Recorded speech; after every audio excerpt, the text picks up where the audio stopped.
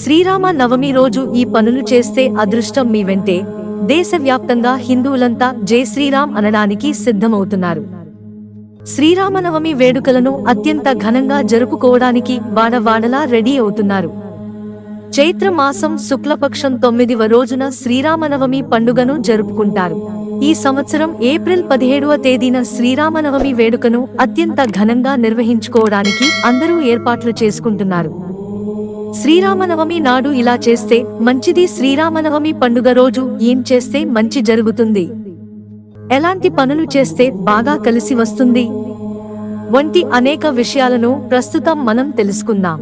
శ్రీరామనవమి పండుగ రోజు బ్రహ్మ ముహూర్తంలో లేచి శ్రీరాముడికి మరియు సీతమ్మకు నమస్కరించుకుని ఆ రోజును ప్రారంభిస్తే మంచి జరుగుతుంది.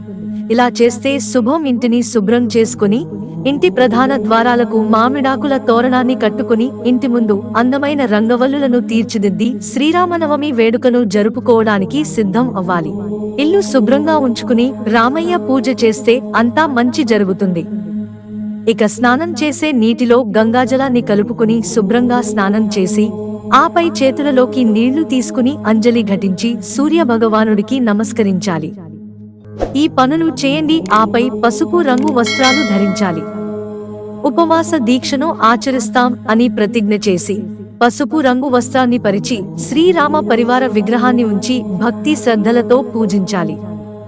శ్రీరామ రక్షా స్తోత్రం పఠించి శ్రీరామ కళ్యాణ మంత్రాలు వింటే శ్రీరాముల వారి కళ్యాణ తలంబ్రాలు పోయడం చూస్తే సంవత్సరం అంతా ఆహారానికి లోటు ఉండదు.